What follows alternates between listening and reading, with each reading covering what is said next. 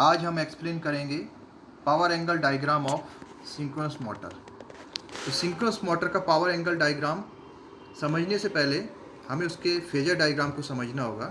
तो synchronous motor का जो फेजर होता है उसमें एक सप्लाई वोल्टेज का फेजर वी होता है, और सप्लाई वोल्टेज देने से उसमें जो बैक ईएमएफ डेवलप होता है उसका फेजर ईवी होता है।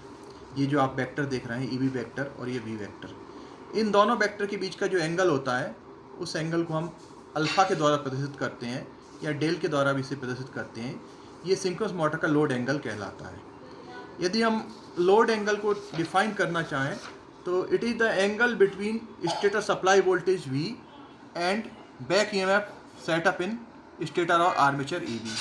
अर्थात ये जो एंगल अल्फ़ा है इसे हम लोड एंगल भी कहते हैं और पावर के संदर्भ में से पावर एंगल भी कहते हैं। तो अल्फ़ा या डेल की वैल्यू जो है वो ये जो एंगल है ये सप्लाई वोल्टेज और बैक ईएमएफ के बीच का एंगल है।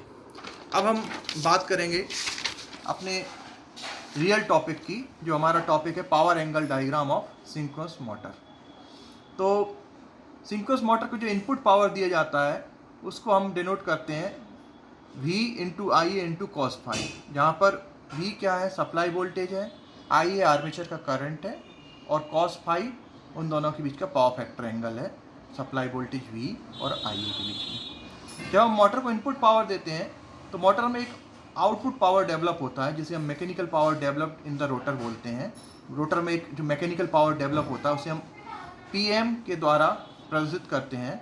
तो यहाँ पर PM किस प्रकार से हम फाइंड करेंगे मैकेनिकल पावर। देखिए, आपको मालूम है कोई भी पावर जब हम निकालते हैं तो पावर बेसिकली वोल्टेज, करंट और उसके कोसाइन एंगल का प्रोडक्ट होता है। तो जो रोटर में जो पावर डेवलप होगा उसमें हम सबसे पहले कहेंगे बैक ईएमएफ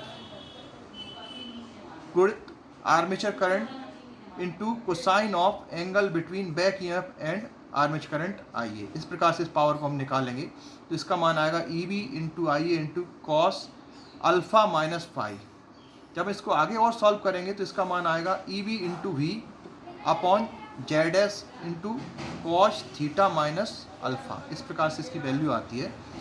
जब हम आर्मेचर रेजिस्टेंस की बात करते हैं तो ये नेग्लिजिबल होता है। जब हम आर्मेचर रेजिस्टेंस को नेग्लेक्ट कर देते हैं तो जो आर्मेचर का इम्पीडेंस होता है, सिंक्रोनस इम्पीडेंस और सिंक्रोनस रिएक्टेंस की वैल्यू बराबर हो जाती है। उस समय थीटा की वैल्यू लगभग 90 डिग्री हो जाती है।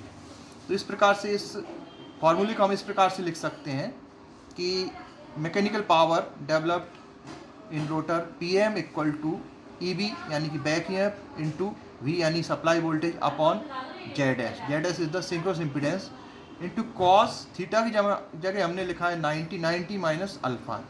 फिर इसको जब हम जेड एस की जगह एक्सेस लिख देंगे तो हमारा जो फाइनल फार्मूला आएगा वो होगा PM equal to EB into V upon XS into sine alpha.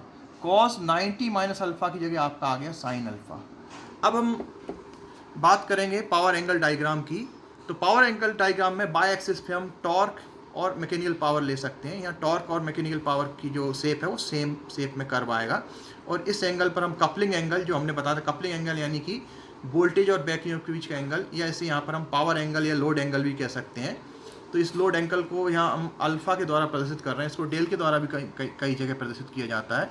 तो जैसे जैसे हम इसका कर्व ड्रॉ करेंगे तो 0 डिग्री पर जो पावर है वो 0 होगा और 90 डिग्री पर ये मैक्सिमम होगा। ऐसा क्यों होगा कि साइन 90 की वैल्यू मैक्सिमम होती है और 90 के बाद फिर ये इसकी वैल्यू कम होती चली जाएगी और 180 पर पुनः ये 0 हो जाएगा। तो इस प्रकार से हम ये पावर एंगल डायग्राम यहाँ पर प्रदर्शित कर रहे हैं। ओके।